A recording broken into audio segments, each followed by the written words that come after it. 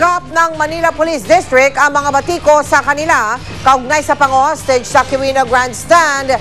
Pero huwag naman daw sanang ibunton sa kanila ang lahat ng sisi. Nakatutok si JP Soriano.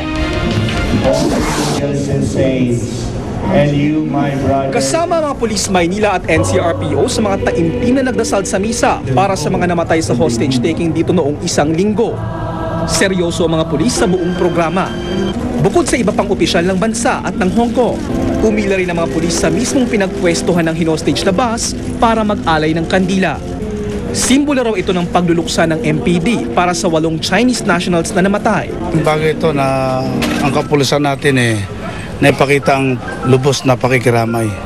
At sa kabila ng investigasyon at pagpuna sa naging aksyon ng MPD noong hostage taking, bili ng OIC ng MPD sa mga pulis Maynila, tanggapin na lang daw ang mga puna at magtrabaho lang. Lessons learned na lang po ang aming makikita sa mga nangyaring hindi ka nais-nais itong mga nakaraan, and we will always move forward. Nandito rin si Senior Superintendent Robert Po, ang pulis na nagposas kay SPO2 Gregorio Mendoza, ang kapatid ng hostage taker, bago ito isinakay sa police mobile.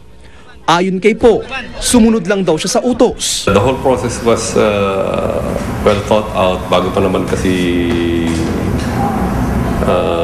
inutos na dalhin sa headquarters. Napag-usapan po na matagal doon sa PCP. Ang pag-aresto kay SPO2 Gregorio ang sinasabing dahilan kung bakit nagwala at nagpapatok ng sunod-sunod ang kapatid na hostage taker. Do you have any regrets?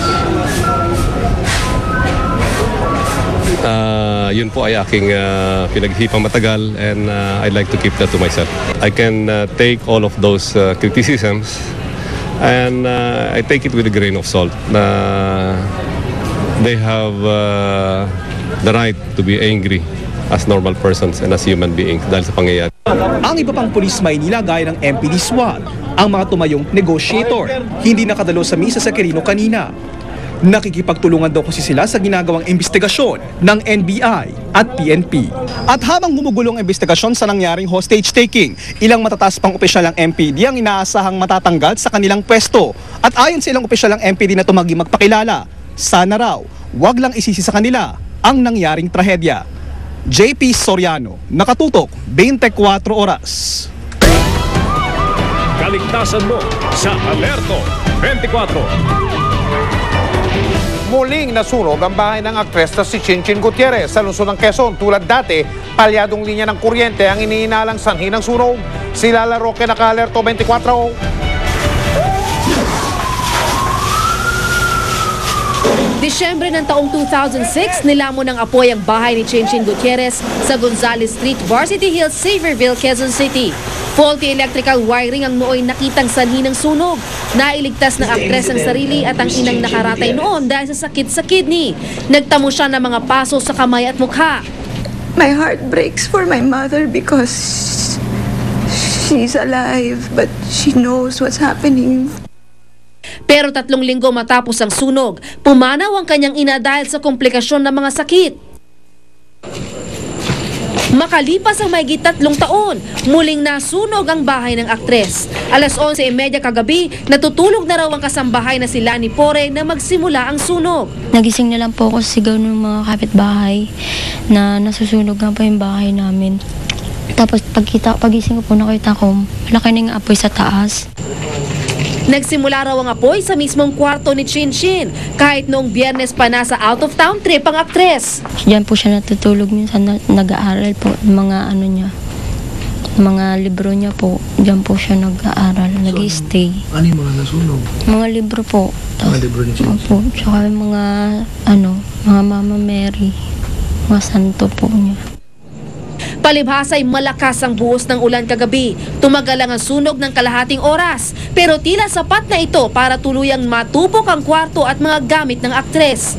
Nakapanlulumo umano ayon kay Lani, pagkat pilit raw ibinabalik ni Chinchin ang dating nasunog na bahay. Pagka may pera na daw po, pagka nakaipon na rin po siya. Ano? Magpapagawa po kahit may liit lang na bahay. Bagamat di patiyak, faulty electrical wiring din ang tinitingnan sanhi ng sunog kagabi. Lala Roque, Nakatutok, 24 Oras.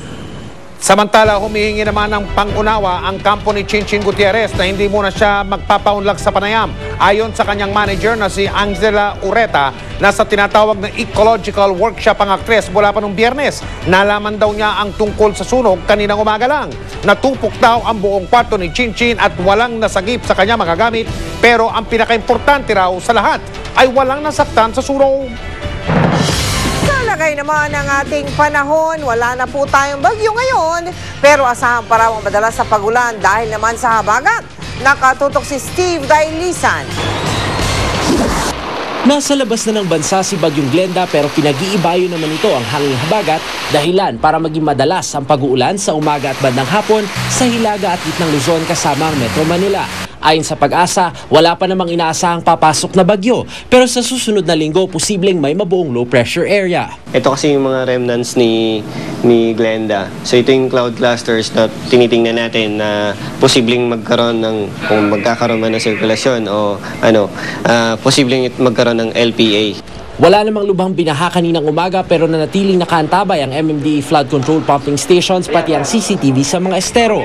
Pero sadyang may mga lugar daw ngayon na mabilis umakyat ang tubig, partikular sa Quezon City Circle at Quezon Avenue na dahilan ang mabagal na daloy ng trapiko. Pangunahing dahilan daw ang ginawang improvement sa naturang lugar. Meron tayong mga bagong inlets doon na palagay ko engineering design medyo maliit at saka ang sinasabi sa akin na wala daw po yung island sa gitna. Nakaka-cause din po ito ng baha. So pinatitingnan din po natin to tsaka yung ilang paghuhukay dun sa may bandang likuran ng City Hall. Bilang paghahanda ng MMDA sa baha at pag-iingat na rin sa laganap na sakit ngayon tulad ng dengue, simula sa darating na Biyernes, 600 trabahador nito ang maglilinis sa 4 na barangay sa isang lungsod. At para makarami, pati Sabado at Linggo, maglilinis na rin daw sila. Kasama rin po yung aming anti-dengue operations. Sabay-sabay na po yan, pati mga estero, mga city markets. Magsisimula po kami ngayong Friday. 2 barangay sa umaga, 2 barangay sa hapon.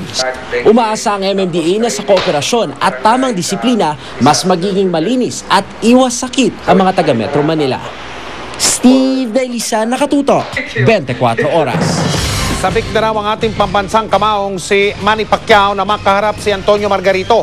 Si Margarito ay kilala bilang isang agresibong boksingero. Nagtungo na sa Amerika si Pacman para sa promo tour ng bakbakan nila sa Nobyembre. Nakatutok si James Velasquez. Umati ka pong bakbakan ang inaasahan ni Sarangani Representative Manny Pacquiao oras na magkasagupan na sila sa ring ng tinagulang Tijuana Tornado ng Mexico na si Antonio Margarito. Tuloy na nga kanilang paghaharap matapos makakuha ng license to fight si Margarito sa Texas. Matagal din di nakatuntong sa ring sa Amerika si Margarito dahil sa illegal umanong pamamaraan na ginamit sa kanyang benda sa kanilang naging laban ni Shane Mosley. Pero saludo pa rin ang pambansang kamao sa makakalabang Mexicano. Di raw matatawaran ng puwersa, tapang, karanasan at diskarte ni Margarito sa ring. Excited ako dahil makalaban ko yung isang napaka-agresibong boksingero, si Margarito. Talagang gusto ko yung style niya dahil suntok siya ng suntok, pasok ng pasok, agresibo siya. Hilig siya makipag bell to bell fight. At yan ang gusto ng mga fans. Tutungo ang Team Pacquiao at kampo ni Margarito papuntang Los Angeles, New York at Dallas, Texas kung saan gaganapin ang laban sa Dallas Cowboy Stadium sa darating na Nobyembre. At sa gitna ng nakabang bakbakan, tiwala naman si Congressman Manny na hindi raw niya mapapabayaan ang kanyang tungkulin bilang kinatawan ng Sarangani Province. Pupunta lang daw siyang wildcard sa Los Angeles ilang linggo bago ang kanyang laban. Pagbalik ko, start on training and then after training, session, ganyan. So habang nagte-training, may ano pa rin tayo? May Congress. Hindi naman tayo mawawala ng matagal dahil dito naman gaganapin yung training ko at atin ako sa mga session pa rin. At pagpunta ko ng Amerika is yung malapit na yung laban ko. James Velasquez sa Katuto, 24 oras. Ninakawang kahon para sa mga donasyon o yung pong tawagin ay donation box sa isang simbahan sa Bulacan. Natsyempohan naman ng isang news scooper ang pamamasyal ni Pangulong Aquino sa isang mall sa Maynila. Yan at iba pang nakalap ng ating news scoopers sa pagtutok ni Josh Villanueva. Laking gulat daw ni Yus Cooper Nesmi de Luna nang makita ang Pangulo sa record store na ito sa isang mall sa Maynila kasama ang pamangking si Josh. Pumasok din ang Pangulo sa ilan pang record store, wala naman siyang binili.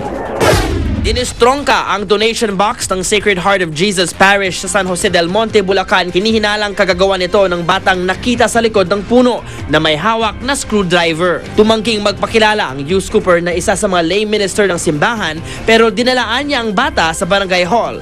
Hinahanap pa ang kanyang magulang. Isang tumaob na trailer truck naman ang naabutan ni Yus Cooper RV Ocampo sa isang zigzag road sa Mariveles, Bataan. Nahirapan tuloy sa pagdaan ang mga sasakyan. Isa pang truck ang humambalang sa kalsadang alternatibong ruta sana ng mga hindi makadaan sa zigzag road. Natanggal na ang dalawang truck. Pwede rin kayong magpadala ng mga video at litrato ng mahalagang balita. Paglagan lang sa www.uscoop.tv. Para naman magpadala ng text at MMS, i-text ang scoop, space, message, space, ang inyong pangalan at address at ipadala sa 4627. Tandaan ninyo mga kapuso, basta't may balita sa lugar ninyo, i-uscoop ninyo. Susunod! Guro sa Thailand, huling-huli sa video na pinapalo ang mga estudyante, oh. Hindi lang yan, may iba pa. Matapos siyang batikusin ng mga kababayan niya sa Hong Kong, Jackie Chan nag-sorry sa naging payag niya kaugnay ng pag-hostage dito sa Pilipinas. Baguang artista na gumaganap bilang si Yumi sa Endless Love.